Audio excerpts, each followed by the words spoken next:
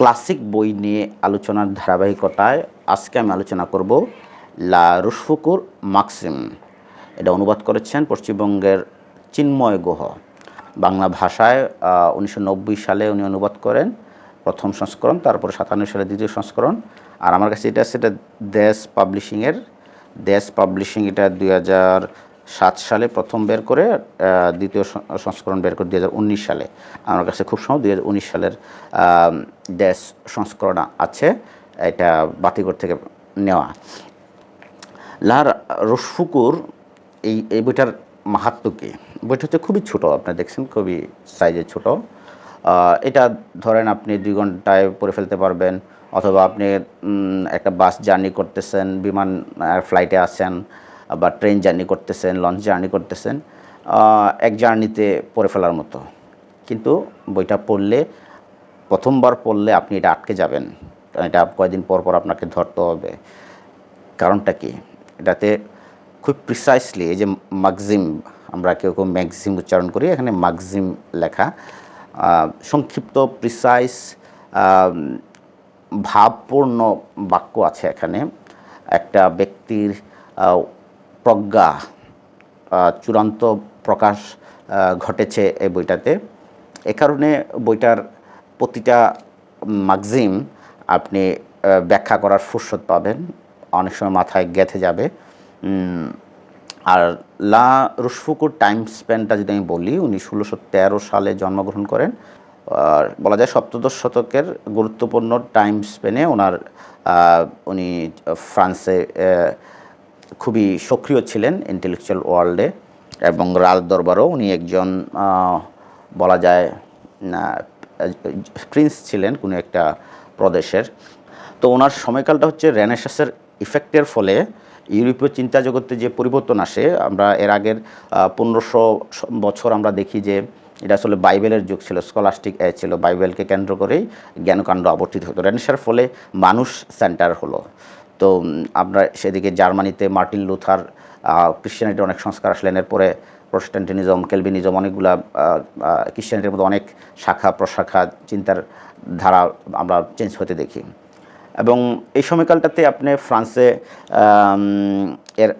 লা রুশফুকুর আগের জেনারেশনের গুরুত্বপূর্ণ প্রাবন্ধিক ছিলেন মতে, এটা আমরা কেউ কেউ মন্টাইন বলি। তো ফরাসি, উনি বলা যায় ফরাসি গদ্যের, আধুনিক গদ্যের একজন পায়োনিয়ার। তো ওনারটা খুবই সাবজেক্টিভ, ব্যক্তিগত পর্যবেক্ষণ, উপলব্ধি, তার অভিজ্ঞতা, তার পড়াশোনা, সেটার আলোকে উনি লিখেছেন। এর কাছাকাছি সময়ে আমরা দেখব তার পরবর্তী ইংরেজি গদ্যের পায়োনিয়ার হিসেবে আমরা দেখতেছি ফ্রান্সিস ব্যাকনকে। তার অ্যাসেসগুলা খুবই প্রভাবশালী ভূমিকা পালন করেছে ইংরেজি গদ্যের প্রকৃতি শেপ করার ক্ষেত্রে। তো এক্ষেত্রে আরেকজনের চিন্তা খুবই প্রাসঙ্গিক, থমাস হবস যেটা বলেছেন যে man is by nature nasty, brutish and short. La রুশফুকুর এই বইয়ে মাগজিমে কেন এটা গুরুত্বপূর্ণ ভূমিকা পালন করছে, যে মানুষের যে ক্রূর কদর্য যে প্রকৃতিটা খুবই আনবায়াসড ওয়েতে সেটা তুলে এনেছেন। একই কথা প্রযোজ্য তার 100 বছর আগে। আমরা নিকোলা মেকিয়াভেলির কথা যে বলি, দ্য প্রিন্স, অনেকে মেকিয়াভেলিন একটা নেতিবাচক শব্দ হিসেবে ব্যবহৃত হয়। আসলে মেকিয়াভেলি রাজনীতিকে, পাওয়ার পলিটিক্সকে, স্টেটক্রাফটকে, এথিক্স, মরালিটি এবং রিলিজনের বাইরে থেকে যেটা যে ট্রু নেচার সেটাই এক্সপোজ করেছেন। এ কারণে আমরা অনেকেই মেকিয়াভেলিকে পছন্দ করে না। মেকিয়াভেলি আসলে পাওয়ার কিভাবে অর্জন করতে হয়, কিভাবে পাওয়ার সাস্টেন করতে হয়, এবং কী করলে আপনি ক্ষমতা ধরে রাখতে পারবেন এবং কি করলে ক্ষমতাচ্যুত হবেন, সেই স্টেটক্রাফটের যে ক্রূর কদর্য চিত্রটা সেটা মেকিয়াভেলি তুলে এনেছেন। আমি কেন মেকিয়াভেলির কথা আনলাম লা রুশফুকুর আলোচনায়, সেটা হচ্ছে যে লা রুশফুকুরও মানব চরিত্রের সেই ক্রূর কদর্য রূপগুলা উপস্থাপন করেছেন অবলীলায়, খুব সহজ সাসিন্ট ওয়েতে।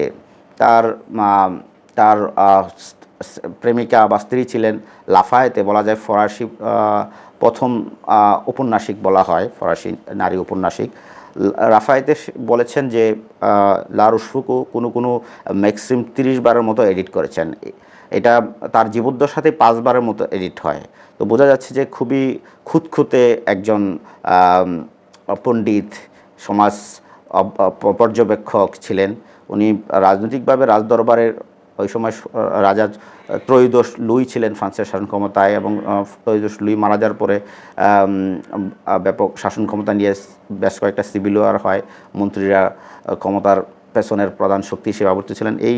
এই পাওয়ার ফাইটে উনিও কোনো না কোনো পক্ষের অংশ ছিলেন, দেশ থেকে বেশ কয়েকবার নির্বাসিত জীবনযাপনও করেছেন। এর মধ্যে উনি এগুলো লিখেছেন। তো রুশফুকুর ইম্প্যাক্ট পরবর্তীতে অনেক বেশি। আমরা বলতেয়ার উপর তার ইম্প্যাক্ট আছে। ইমানুয়েল কান্ট তার ছাত্রদেরকে পড়াইতেন। শোপেনহাওয়ার তার কথা বলেছেন।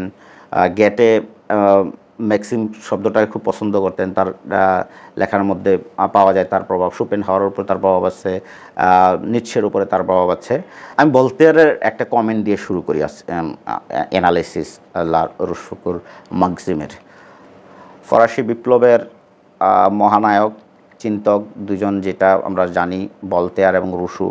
ভলতেয়ার রুশফুকে নিয়ে কী বলেছেন? তিনি বিশ্বাস করতেন ইচ্ছে করলে ছোটো ছোটো 20 পয়সার বই দিয়ে বিপ্লব ঘটানো যায়। মাক্সিম পরে এমনটা অনুভূত হয়েছে তার। তিনি আরও লেখেন যে খুব তাড়াতাড়ি বইটা পড়ে ফেললাম। তিনি অভ্যাস করালেন, মানে রুশফুকুর ভলতেয়ারকে ইন্সপায়ার করেছেন, বা তার মধ্যে সেই অভ্যাস গড়ার একটা অনুপ্রেরণা পেয়েছেন, যে তিনি তাকে চিন্তা করতে এবং ভাবনা চিন্তাগুলোকে এক সজীব, সুষম ও সংক্ষিপ্তভাবে প্রকাশ করতে শিখিয়েছেন। এই গুণ ইউরোপের রেনেসাঁসের পর তার আগে আর কারো ছিল না। এই চটি বইটির মধ্যে তিনি খুঁজে পেয়েছিলেন সেই শিল্পগুণ যা ফ্রান্সের রুচি তৈরিতে সাহায্য করেছে। আর 1965 সালে মাক্সিমের প্রথম সংস্করণে রুশফুকুর নিজে লিখেছেন যে এ হলো মনুষ্য হৃদয়ের এক আলেখ্য, এগুলো সবাইকে খুশি করবে না, কারণ এগুলো বড় বেশি বাস্তব, এগুলো এত তুষামোদে নেয়। মানে উনি মানুষকে তেল মারার, প্রশংসা করার কথা বলেন না, উনি মানুষের ক্রূর কদর্য রূপটা, আসল রূপটাই তুলে ধরেছেন। এখন আমরা এক্সপ্লোর করি, চলেন উনি আসলে কী কী ক্রূর কদর্য রূপটা এক্সপ্লোর করেছে। কিছু শব্দ নিয়ে আমরা আলোচনা করতে পারি। আপনার রোমান এবং ফরাসি সব জায়গায় বার্চু শব্দটা পাই, সক্রেটিসের আলোচনায় বার্চু শব্দটা পাই।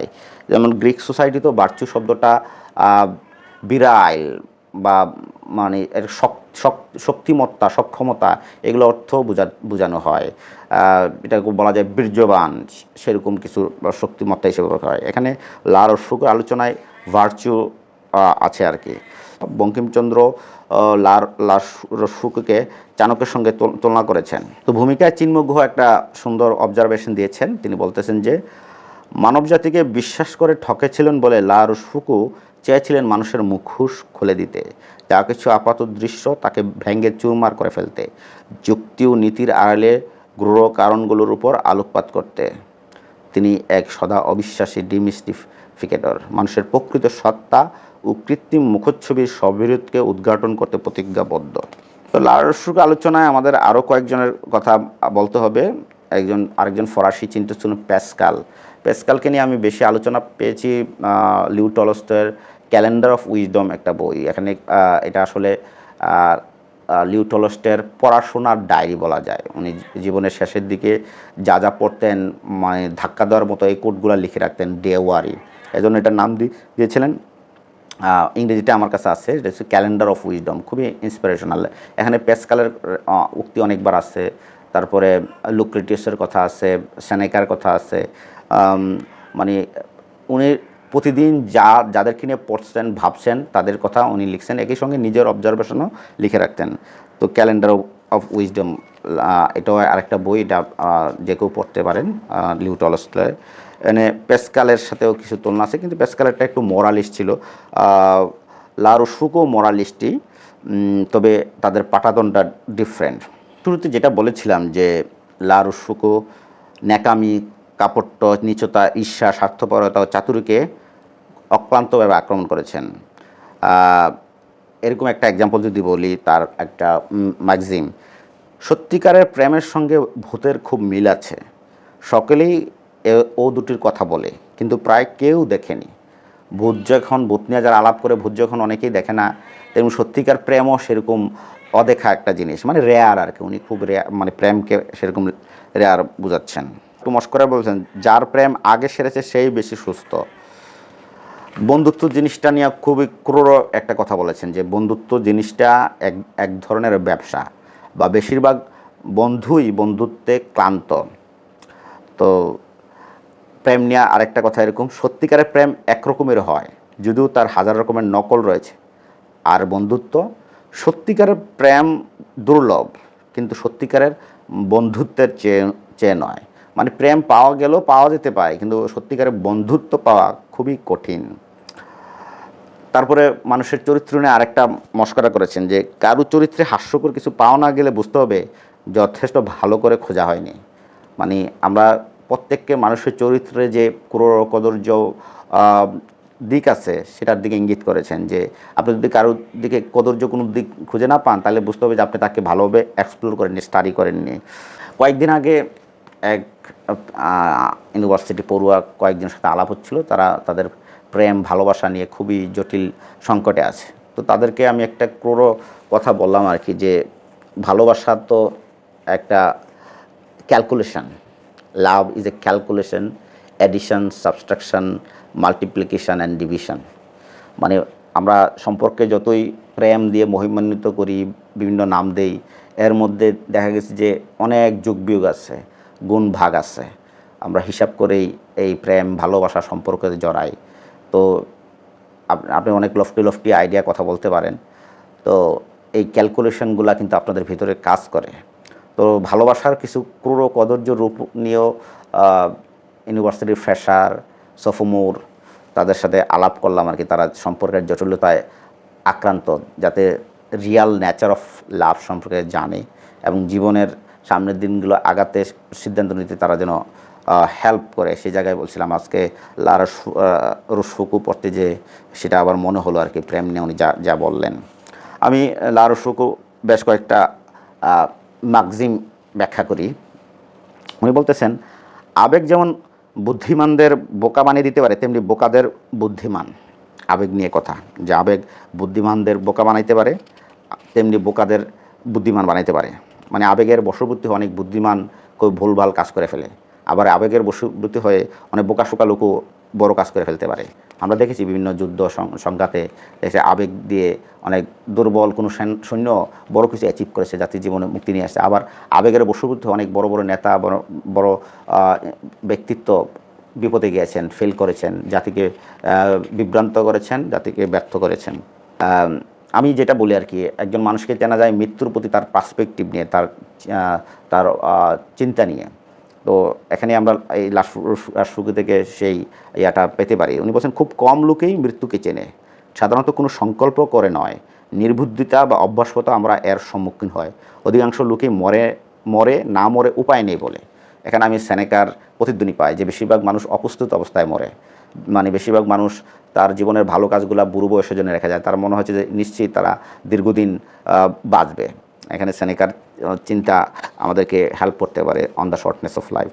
এই যে মানুষ যে অন্যের দোষে খুব উল্লসিত হয়, সেটা নিয়ে উনি বলতেছেন, সত্যিই যদি আমরা নির্দোষ হতাম, অন্যের দোষ দেখে অতটা উল্লসিত হতাম না। আমি নিজে যদি নির্দোষ না হতাম, তাহলে অন্যের দোষ নিয়ে এত উল্লসিত হতাম না। এই যে আমাদের দেখেন মব জাস্টিস ব্যাপক প্রকার, যে কোনো ছোটো ভুলের কারণে মানুষকে আমরা মেরে ফেলি, আঘাত করতে যাই, পুড়িয়ে ফেলি। আমরা দেখলাম যে কয়েকদিন আগে মাজার থেকে লাশ তুলে এনে পোড়ানো হলো, একজন পীর সাহেবকে মেরে ফেলা হলো। আমরা জেসাসের একটা গল্প জানি, যে কোনো এক অপরাধীকে তার অনুসারীরা মারতে গেছিল। তখন জেসাস এটা থামানোর জন্য বলতেছিলেন যে তোমাদের মধ্যে ছোটোখাটো কোনো একটা পাপ কাজ করছে, এই পাপীকে সবাই শাস্তিদের জন্য উন্মাদ হয়ে গেছে। জেসাস তখন তার অনুসারীদেরকে বললেন, তোমাদের মধ্যে জীবনে যে কোনো পাপ করো নাই, সে সামনে আসো, সেইটার বিচার করো। দেখা গেলো যে কাউকে পাওয়া যায় নাই। তো প্রত্যেক মানুষই পাপ অপরাধ বিনোদন আছে, কিন্তু সে যখন আরেকজনের ব্যাপারে রায় দেওয়ার ব্যাপারে, বিচার করার ব্যাপারে সে কয়েক ধাপ আগায় যায়। সে জায়গাটা উনি এখানে বলছেন আর কি, যে অন্যের দূর দেখে উল্লসিত যে আমরা হই, অন্যের দুর্বলতা দেখে আমরা উল্লসিত হই। একটা খুব মানুষের সুখ অসুখ নিয়ে আরেকটা খুব সুন্দর ম্যাগজিম। মানুষ নিজেকে যতটা সুখী কিংবা অসুখী ভাবে, ততটা সে কখনোই নয়। খুব গুরুত্বপূর্ণ কথা। আমরা দেখি যে মানে যে কোনো মানুষের সাথে কথা বললে সে তার দুঃখ দুর্দশার ভান্ডার খুলে বসে, এবং বেশিরভাগ দুঃখ দশা খুবই এরকম না যে ইউনিক, খুবই ক্লিশে, কমন, হ্যাঁ, এবং খুবই তুচ্ছ বেশিরভাগ ক্ষেত্রেই। মহান কোনো দুঃখ নাই বেশিরভাগ মানুষের জীবনে। সো এজন্য মানে আমরা যখন নিজের দুঃখকে অতি সেল করার চেষ্টা করি, আসলে আপনার দুঃখটা ইউনিক না। আপনার দুঃখটা পৃথিবীতে হাজার হাজার লাখ লাখ মিলিয়ন মানুষ আছে যাদের প্রত্যেকেই এই স্টেজের মধ্যে দিয়ে গেছে। তো ইউনিক দুঃখ বেশিরভাগ নাই, কিন্তু মানুষ তার দুঃখকে সেল করতে খুব পছন্দ করে। আবার কেউ যখন সুখী নিজেকে হিসেবে দেখায়, সে আসলে ততটা সুখী না। যে সোশ্যাল মিডিয়ার যুগে আমরা দেখতেছি যে মানুষ নিজেকে খুবই সুখী সফল হিসেবে দেখানোর একটা প্রবণতা থাকে, এবং এগুলোর আমরা নেতিবাচক ইফেক্টও দেখি। যে এই দম্পতিগুলো সোশ্যাল মিডিয়ায় খুবই সুখী হিসেবে প্রেজেন্ট করে, কদিন পর দেখা যাচ্ছে তাদের মধ্যে ঝামেলা দেখা যাচ্ছে। তো দুঃখ দুর্দশাও যে অতিরিক্ত সেল করে, আসলে তারটা এত বিশাল মহিমান্বিত কিছু নাই। কাল বদলেয়ারের যে ক্ল্যাদোজো কুসুম কবিতা এরকম বলছে, মানুষ তার মানে এই শরীরের যে কাটা ছেঁড়া পুজগুলা মানে প্রদর্শন করতে ভালোবাসে, টু অ্যাট্রাক্ট ফ্লিজ, মশামাছিকে আকর্ষিত করার জন্য। তো মানুষ হচ্ছে মানুষ নিজের দুঃখ দুর্দশাকে মানুষকে সেল করতে খুব পছন্দ করে আর কি। তারপরে স্বার্থ নিয়ে যে কথা, যে মানে প্রত্যেক কাজে আমরা স্বার্থ দেখি। উনি বন্ধুত্ব নিয়ে কথা বলেছেন, আমরা যেটা বললাম যে বন্ধুত্ব, লোকে যাকে বন্ধুত্ব বলে আসলে তা এক ব্যবসায়িক প্রতিষ্ঠান, যেখানে পারস্পরিক স্বার্থের দিকে লক্ষ্য রেখে সুযোগ সুবিধার আদান প্রদান হয়। শেষ পর্যন্ত এটা কেবল একটা ব্যবসা। এর সাথে সঙ্গতিপূর্ণ আরেকটা কথা আছে যে কেউ মুক্ত হস্তে কিছু দেয় না, শুধু উপদেশ ছাড়া। প্রত্যেকটা দেওয়ার পিছনেই কোনো না কোনো স্বার্থ আছে, স্বার্থ হাসিলের আকাঙ্ক্ষা, ইচ্ছা আছে। শুধু উপদেশটা মানুষ ফ্রি দিতে পারে, এটা আমাদের বাঙালি সমাজের সাথে ফরাসি সমাজের অনেক ভালো মিল দেখা যাচ্ছে। এবার বিয়ে নিয়ে একটা আরেকটা খুব মজার কথা বলছে, সুবিবাহের কথা শোনা যায় কিন্তু সুখকর বিবাহের কথা শোনা যায় না। লিও টলস্টয়ের একটা বিখ্যাত উপন্যাসের শুরুটা কিন্তু এমন যে সকল হ্যাপি ফ্যামিলি একভাবে হ্যাপি, আর সকল আনহ্যাপি ফ্যামিলি একভাবে আনহ্যাপি। এটার সাথে খুবই সঙ্গতিপূর্ণ। এখানে ইন্সপিরেশনাল একটা ম্যাগজিম আছে যে শারীরিক আলস্যের চেয়ে আমাদের মানসিক আলস্য অনেক বেশি। আমাদের মানসিক আলস্য আমাদেরকে অনেক কাজ করতে দেয় না। তারপরে মানুষের যে আরেকটা ক্রূর কদর্য রূপ, যে প্রতিবেশীর প্রতি হিংসা, অন্যের সাফল্যে হিংসা, অন্যের ভালো সুখে হিংসা, ঈর্ষা। এটা নিয়ে উনি বলছেন যে প্রতিবেশী সর্বনাশ, শত্রুমিত্র সকলকে খুশি করে। প্রেম নিয়ে আরেকটা কথা, মোহ কেটে গেলে কেবল প্রেমিকার দোষগুলি চোখে পড়ে। তো এই যে প্রেমের উল্টা পিঠেই ঘৃণা। তো দেখা গেছে বেশিরভাগ প্রেম তিক্ততায় শেষ হয় এবং তীব্র ঘৃণায় শেষ হয়। তো এই যে ভালোবাসা, বন্ধুত্ব, সম্পর্ক, রাজনীতি, এগুলার যে ক্রূর কদর্য রূপটা মেকিয়াভেলি যেমনটা উন্মোচন করেছেন, তো আমরা লা রুশফুকুর মধ্যেও সেটা দেখি।